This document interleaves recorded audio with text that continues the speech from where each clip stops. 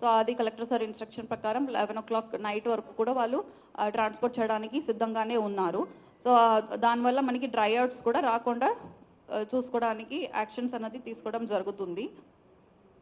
ఒకటి fake news మనకి spread అవుతే ఈవెన్ మినిస్ట్రీ ఆఫ్ పెట్రోలియం కూడా రెస్పాండ్ అయ్యారు. నేను అది మీకు చూపిస్తున్నాను.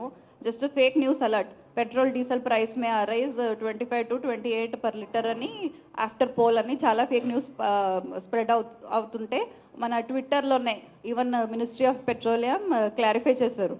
So there are some news reports suggesting a price hike of petrol and diesel.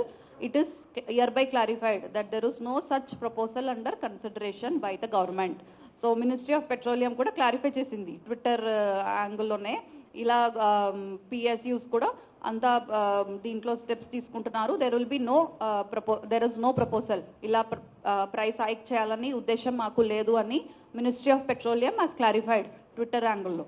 So దయచేసి పబ్లిక్కి నా రిక్వెస్ట్ ఏంటంటే ఎవరు కూడా ఇలా ఫేక్ న్యూస్ నమ్మి ఇలా ఎలక్షన్ తర్వాత విపరీతంగా ప్రైస్ హైక్ చేసేస్తారు 20 రూపాయల నుంచి 30 రూపాయలకి, అంత తర్వాత డ్రై అవుట్స్ అయిపోతున్నాయి, ఇప్పుడే మనం వెళ్ళి ఫుల్ ట్యాంక్స్ చేసుకోవాలి. మీరు ఎప్పుడు యూజువల్గా మీరు ఎంత చేసుకుంటారు దయచేసి అంత చేసుకోండి.